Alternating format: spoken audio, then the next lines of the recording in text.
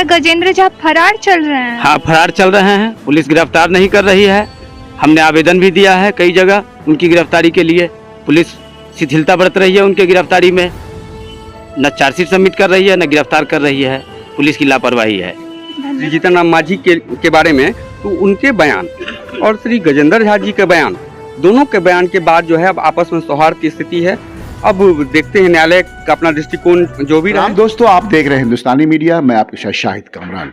आज व्यवहार न्यायालय मधुबनी में पूर्व मुख्यमंत्री जीतन राम मांझी और गजेंद्र झा प्रकरण पर सुनवाई हुई। देखिए, दोनों के वकील प्रकाश मणि झा और एडवोकेट खुर्शीद आलम ने हमारे संवाददाता अपराजिता से किए बातचीत में क्या बताया। सर, आप अपना परिचय दीजिए। मेरा नाम प्रकाश मणि झा है। मैं यहाँ अधिवक्ता के रूप में हूँ व्यवहार न्यायालय मधुबनी में।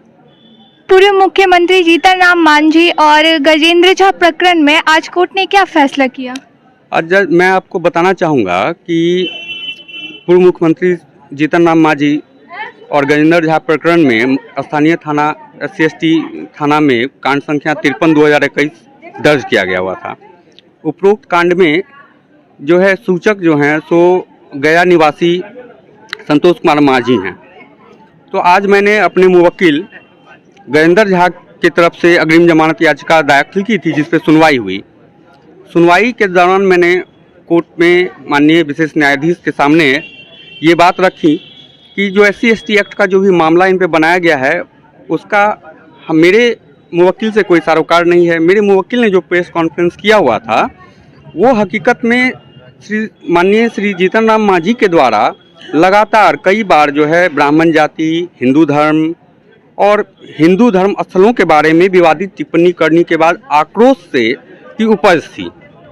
जैसा कि आप लोग को भी पता होगा और मीडिया में भी तथ्य हैं, वीडियो हैं कि उनके बयान के बाद देश में एक जो है उबाल आ गया हुआ था। चाहे वो कोई राजनीतिक पार्टी हो या आम जन सामान्य हो, सब लोग उनके विरुद्ध जो है एक स्वर में खड़े हो गए थे। कई राजनीतिक पार्टियों ने भी उनका जो है कड़ी निंदा किया हुआ था और उनको कहा था कि चूंकि वो अति विशिष्ट व्यक्ति हैं, बुजुर्ग हैं, इसलिए स्लिप ऑफ टंग हो सकता है। इसी प्रकरण के दरमियान मेरे मुवक्किल ने भी एक प्रेस कॉन्फ्रेंस किया था और उनका सेंटिमेंट निश्चित रूप से आम लोगों की तरह उनका भी सेंटिमेंट हर्ट किया हुआ था और एक दुखी जो हृदय होता है उस दुखी हृदय ने अपनी वेदना को प्रार्थना के रूप में प्रकट किया। उन्होंने प्रार्थना करते हुए अन्य विनय किया कि आदरणीय श्री मांझी जी, अगर आपको इस धर्म से परेशानी है या हिंदू के सभा स्थल से परेशानी है तो आप अपना विचार जो है लोग अपने पास रखें, धर्म को बदल लें, लेकिन इस तरह से हमारे आराध्य देवी देवता और को बदनाम नहीं करें। और उन्होंने चूंकि वो पीड़ित थे, मन की व्यथा थी, तो उन्होंने शब्दों पे लगाम लगाने हेतु इस बात को कह दिया हुआ था कि जो उनका जीव काट के लाएगा उसको 11 लाख का इनाम देंगे। जिसके बाद पुनः मांझी जी ने एक बयान दिया कि मैं 1000 बार जो है इस तरह की गाली दूंगा और ये गाली मैंने किसी ब्राह्मण समुदाय के विशेष व्यक्तियों को नहीं दिया था, मैंने दलितों को गाली दिया था। इस पर भी काफ़ी आक्रोश हुआ और लोगों ने, दलित समुदाय के लोगों ने कहा आप कौन होते हैं दलित लोगों को गाली देने वाले। खैर, इस प्रकरण से जब माननीय श्री मांझी जो अति विशिष्ट हैं, पूर्व मुख्यमंत्री भी हैं, 6 बार विधायक भी रह चुके हुए हैं, उन्होंने अपने भीतर में जब उनको कुछ विचार आया तो उन्होंने माफ़ी मांगी, एक भोज का भी आयोजन किया और वहाँ पे कहा कि दक्षिणा स्वरूप मैं ये कहता हूँ कि मैं गजेंद्र झा पे कोई कार्रवाई नहीं करूँगा और किसी भी कानूनी तंत्र का उनके खिलाफ उपयोग में नहीं लाऊंगा।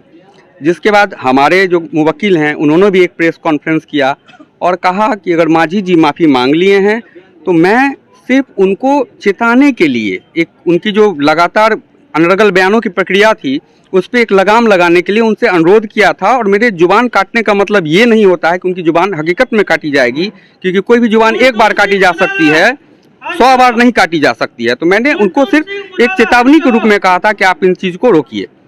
मेरी सारी बातों को देखते हुए माननीय न्यायालय को मैंने कहा कि इन पे इन्होंने कोई अपमानजनक टिप्पणी या उनको अपमान करने के लिए उद्देश्य से या वो दलित हैं इस वजह से उनके खिलाफ न तो किसी गाली का प्रयोग किया है, न अपमानजनक शब्द का टिप्पणी किया है, इसलिए उन पे कोई इस तरह का अभियोग, कोई धारा नहीं बनता है।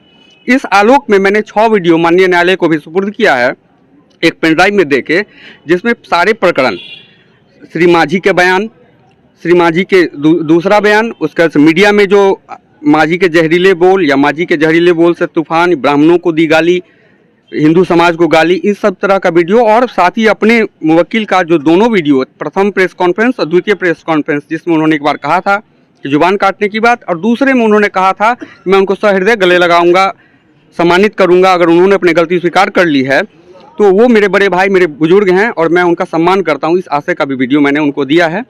माननीय न्यायालय ने सारे तथ्यों को देखे हैं और उसके बाद उन्होंने केस डायरी मांगी है। अनुसंधान के बाद जो है, जो भी इसका अनुसंधान करता है, उनको कहा है कि अद्यतन केस डायरी, जिसमें सारी बातों की पुष्टि उनको करनी होती है कि क्या तथ्य हैं इस मुकदमे के संबंधित, उस पर अगली सुनवाई की तारीख 9 फरवरी 2022 को दिया।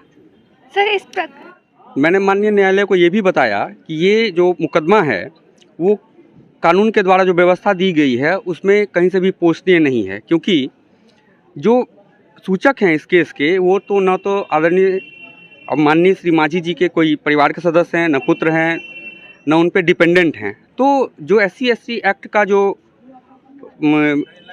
सेक्शन है 2BB, उसमें डिपेंडेंट को डिफाइन किया गया है और उसमें कहा गया है कि वही लोग केस कर सकते हैं जो उनके अपने या तो पीड़ित हों या पीड़ित के परिवार के हों।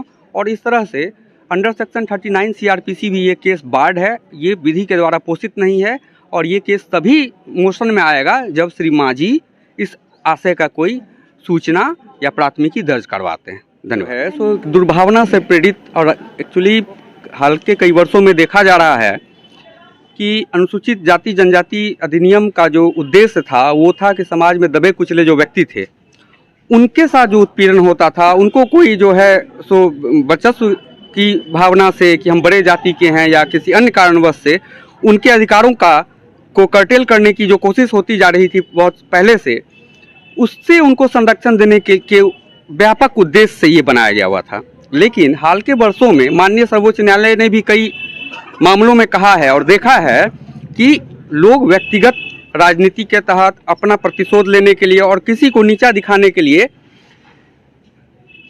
SC/ST एक्ट, एट्रोसिटी एक्ट का प्रयोग करते हैं।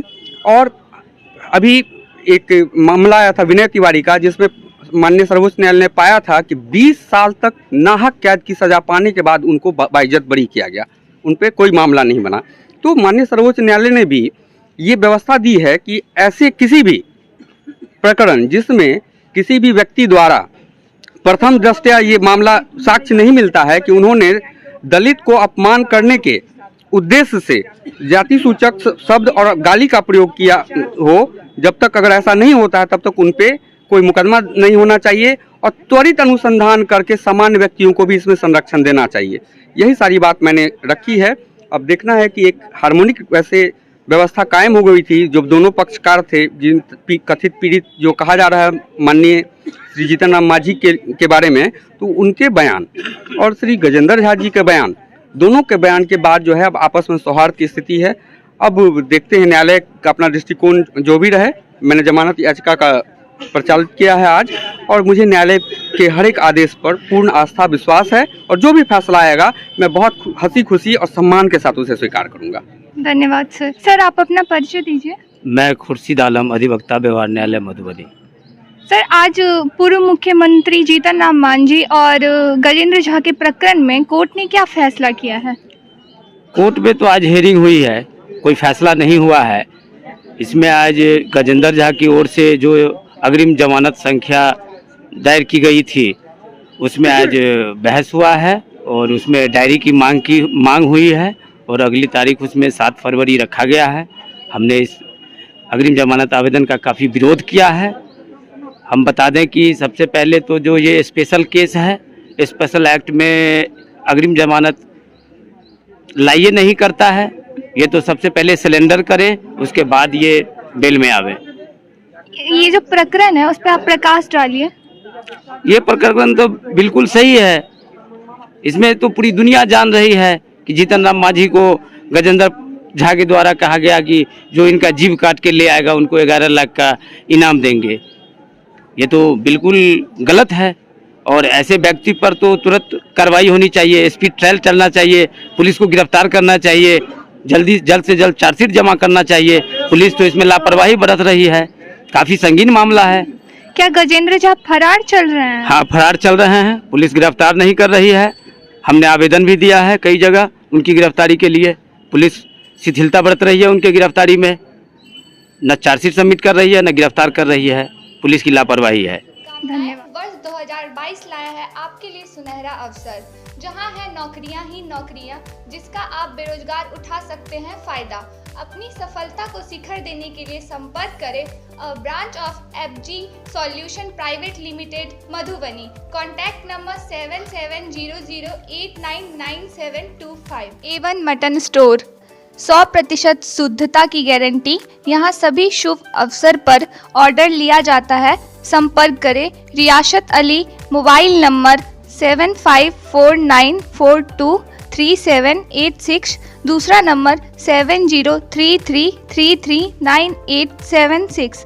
पता लोहर सारी चौक, गदियानी, मधुबनी। आप हमारे चैनल हिंदुस्तानी मीडिया को सब्सक्राइब करें। वीडियो अच्छा लगे तो लाइक करें, शेयर करें। लेटेस्ट अपडेट के लिए बेल आइकन दबाना ना भूलें।